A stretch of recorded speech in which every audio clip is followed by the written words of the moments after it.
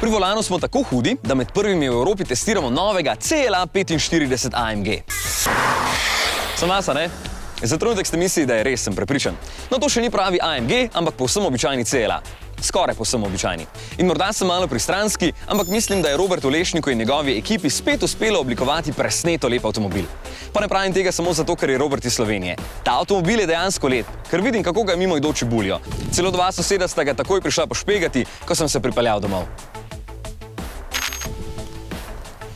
Ja, ni kaj. Pri Mercedes-Benzu res znajo 4-vratnim limuzinam dodati takšne kupejevske linije. Vse se spomnite prvega CLS-a, kako je bil hud.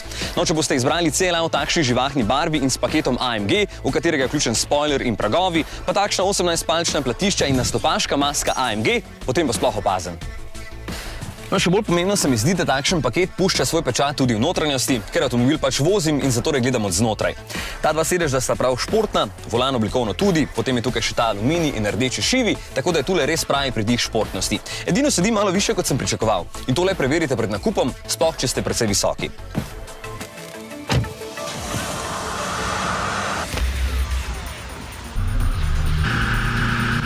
Ampak en kompromis boste v primeru, da se boste odločili za paket AMG, vseeno morali sprejeti, tudi če boste izbrali najbolj nešporten dizelski agregat, kakršnega ima ta CLA. V paketu spada še športno podvozje, zaradi katerega je avtomobil trd, celo pretrd bo za večino. Meni sicer ustreza, ker v zavoj zavije zelo suvereno in natančno, brez nagibanja in ga je veselje hitro zapeljati, ampak pretresa pa pošteno. Če hočete športnost, ga vzemite, ampak v tem primeru potem priporočam turbobencinarje pod pokrovom, da bo ustrezal karakterju. Tale dizelski motor s 125 kW je namreč bolj umirjen, kot pač vsak dizelski agregat, čeprav kar pošteno potegne in niti ni preveč glasen. Meni je poprečno porabljal dobrih 6 litrov, kar je super rezultat.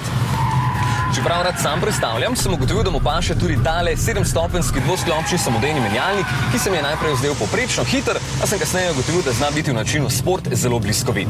Fina zadeva, pa še prestavna ročica je tukaj zgoraj zelo priročna in tukaj spodaj je zato tudi več prostora za drobnarije.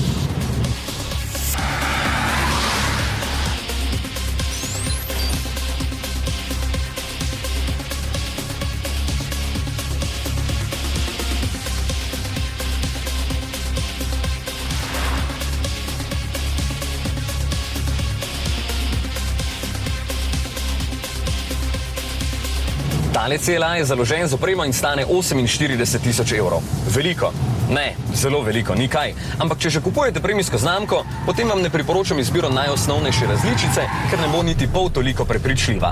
Tile asistenčni sistemi, ki me opozarjajo, če zapeljem čez črto, če imam koga v mrtvem kotu ali če imam premajhno varnostno razdaljo, so sicer super, me pa moti, da jih je treba po vsakem vžigu znova izključiti, če bi to želeli, ko se boste bolj hitro zapeljali in nočete, da vam ves čas nekaj piska.